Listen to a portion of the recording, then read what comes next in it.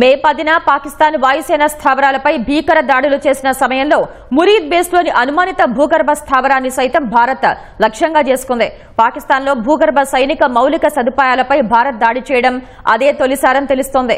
మాక్సా technologies విడుదల చేసిన high resolution ఉపగ్రహ చిత్రాల ద్వారా ఈ విషయం స్పష్టమైంది. భారత క్షిపణుల ధాటికి ఆ భూగర్భ స్థావరం పైన 3 మీటర్ల వెడల్పు గల గుంత ఏర్పడినట్లు ఫోటోలో కనిపిస్తోంది. అత్యంత కట్టుదిట్టమైన భద్రత గల మురీద్ ఎయిర్ బేస్ ప్రవేశ మార్గానికి ఆ బిలం కేవలం 30 మీటర్ల దూరంలోనే ఉంది.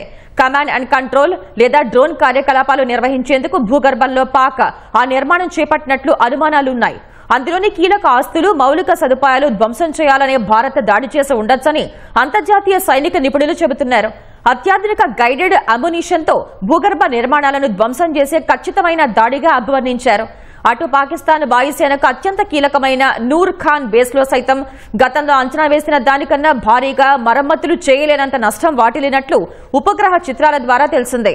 C-130 హెర్క్యూల్స్, SAB-2000 రీఫ్యూయల్ ఎయిర్ క్రాఫ్ట్లు నూర్ ఖాన్ స్థావరంలో ఉంటాయి.